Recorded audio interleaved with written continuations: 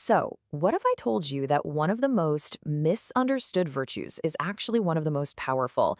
We're going to be talking about meekness. Now, I know it's often mistaken for weakness, but as we're about to see, it's really a profound kind of strength, all wrapped up in a quiet spirit.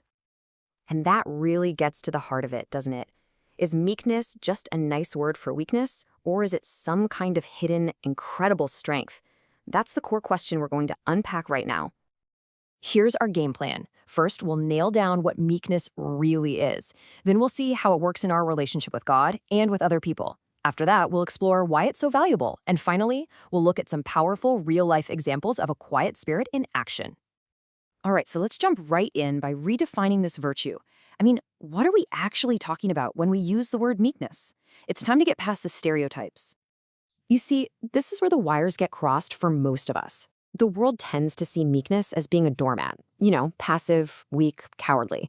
But its true spiritual meaning is the total opposite. It's about strength that's under control, a gracious kind of softness, and a really deep inner calm. The source material gives us this amazing mental picture for this.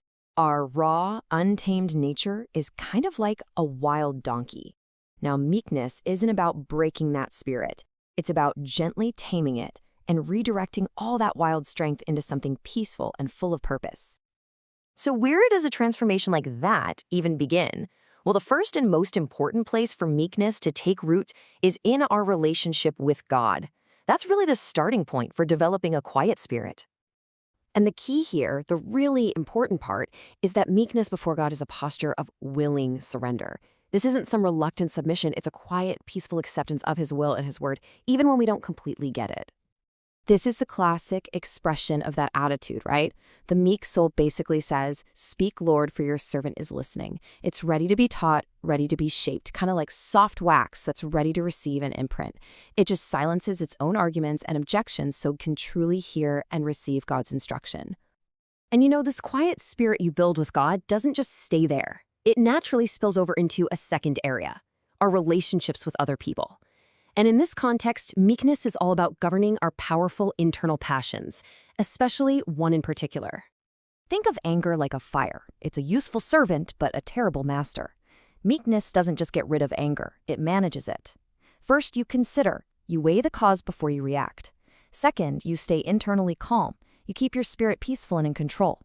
Third, you control your words, putting a bridle on your mouth, just like you would on a horse.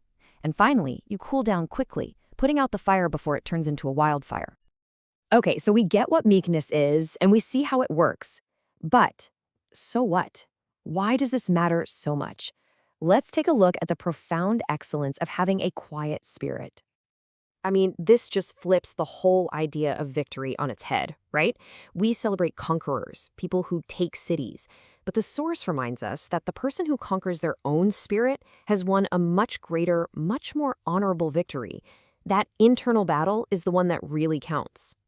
Meekness is what creates harmony inside of you. See, when our passions run wild, it leads to total chaos inside. But meekness brings back the order.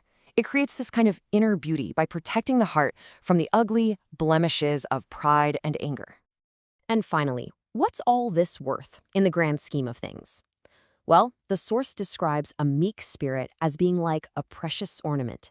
While the world is out there chasing all kinds of external bling, God values this inner quality as an adornment of great price, something truly rare and beautiful that He Himself treasures. All right, theory is great and all, but what does meekness actually look like in a real person's life? In our last section, we're going to check out 4 incredible figures from Scripture who are just these amazing patterns of a quiet spirit. First up, Abraham. When a conflict popped up between his people and his nephew Lot's people, Abraham had every right to choose the best land first. He was the senior patriarch, but he yielded. He cared more about peace than his personal rights, saying, "Let there be no strife," and he let Lot have first pick. Next, we've got Moses, who is famously called the meekest man on earth. When his own brother and sister challenged his authority, his response was just silence, no self-defense. And when his sister faced a divine consequence for it, his first thought wasn't, "I told you so," but a prayer for her to be healed. And King David shows us another side of meekness. While he was literally fleeing for his life, this guy named Shimei was cursing him and throwing stones at him. David's men were ready to take him out right then and there, but David stopped them. He chose to see God's hand even in this horrible insult, trusting his cause to divine justice instead of his own power. And that brings us to the ultimate pattern, the perfect example of meekness, Jesus. He actually invites us, learn from me, for I am meek. When he was insulted, he didn't fire back insults. When he suffered unjustly, he didn't make threats. Instead, he just entrusted himself to God and, in his final moments, prayed for the very people who were killing him.